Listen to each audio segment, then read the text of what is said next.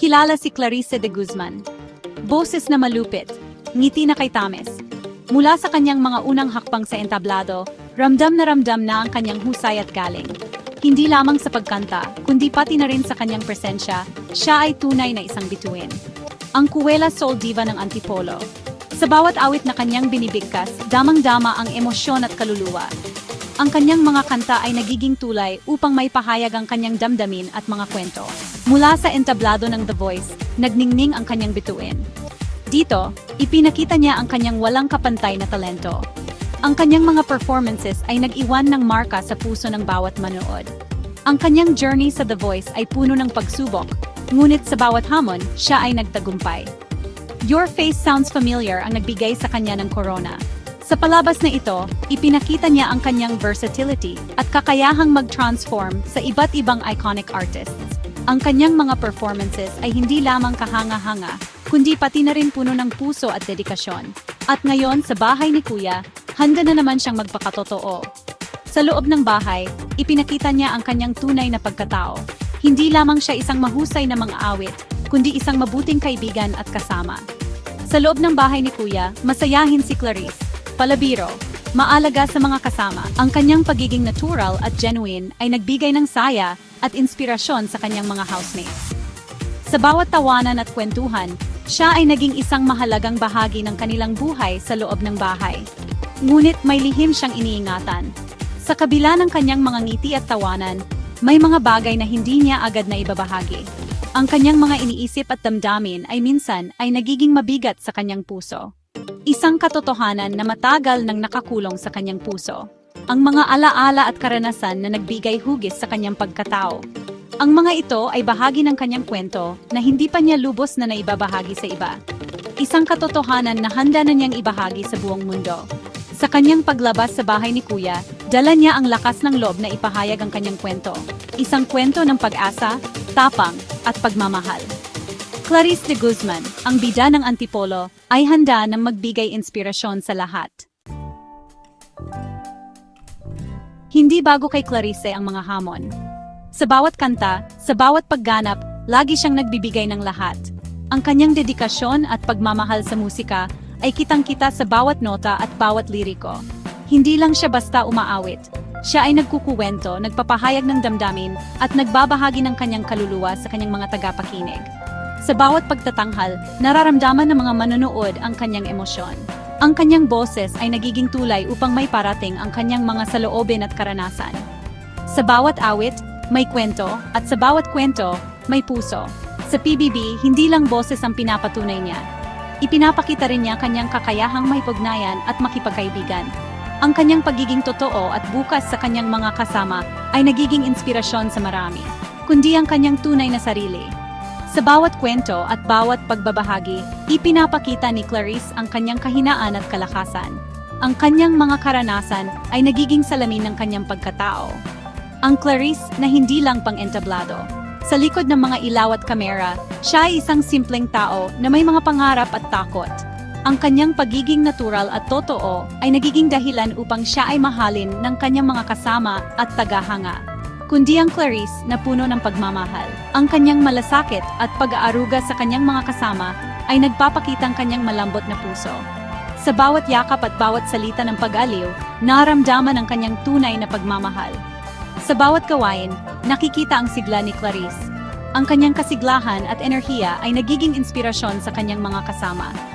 Sa bawat pagsubok, siya ay laging handang harapin ito ng buong tapang at determinasyon. Sa bawat hamon, lumalabas ang kanyang tapang. Ang kanyang determinasyon na malampasan ang bawat pagsubok ay nagpapakita ng kanyang lakas ng loob. Hindi siya sumusuko, bagkus ay patuloy na lumalaban. Ngunit sa likod ng kanyang mga ngiti, may lungkot na bumabalot sa kanyang mga mata.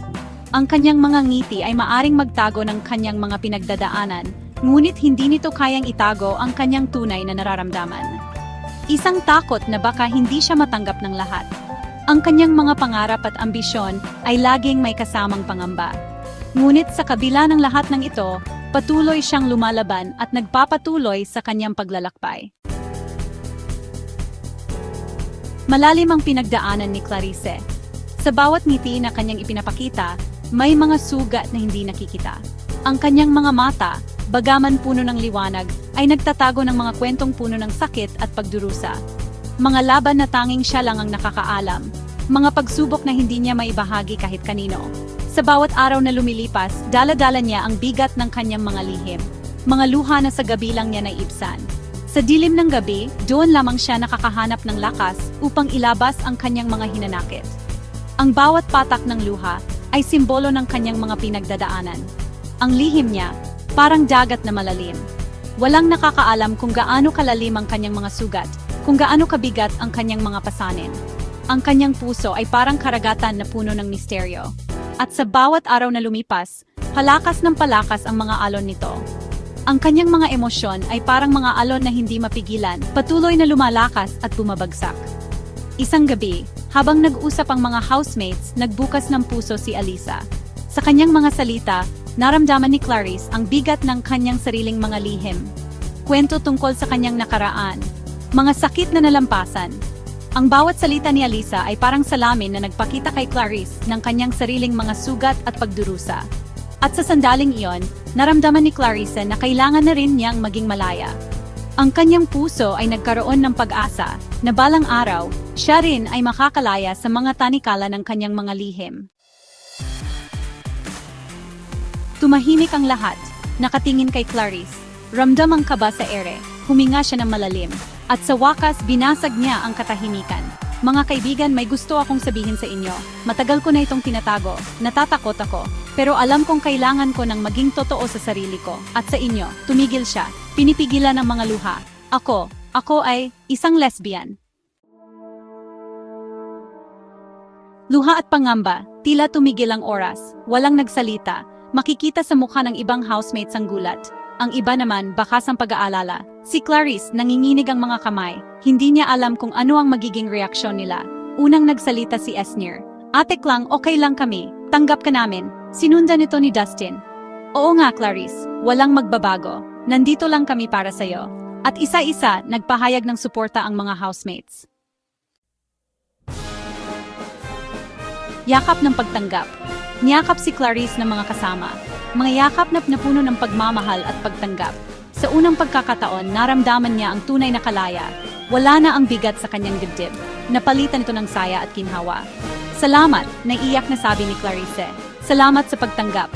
Ang sarap sa pakiramdam na malaya na ako. Mula sa araw na iyon, nagbago ang lahat.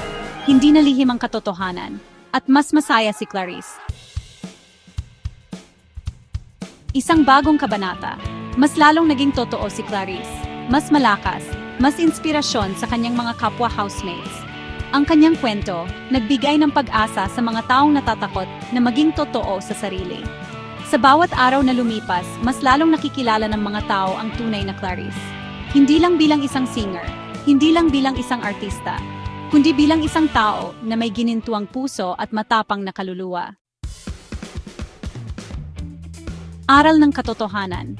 Ang kwento ni Clarice ay paalala sa ating lahat na ang katotohanan, gaano man kasakit, ay magpapalaya sa atin, na ang pagmamahal at pagtanggap ay mas matimbang kaysa sa anumang diskriminasyon. At sa huli, ang mahalaga ay ang maging totoo sa ating sarili. Dahil sa pagiging totoo, doon natin matatagpuan ang tunay na kaligayahan.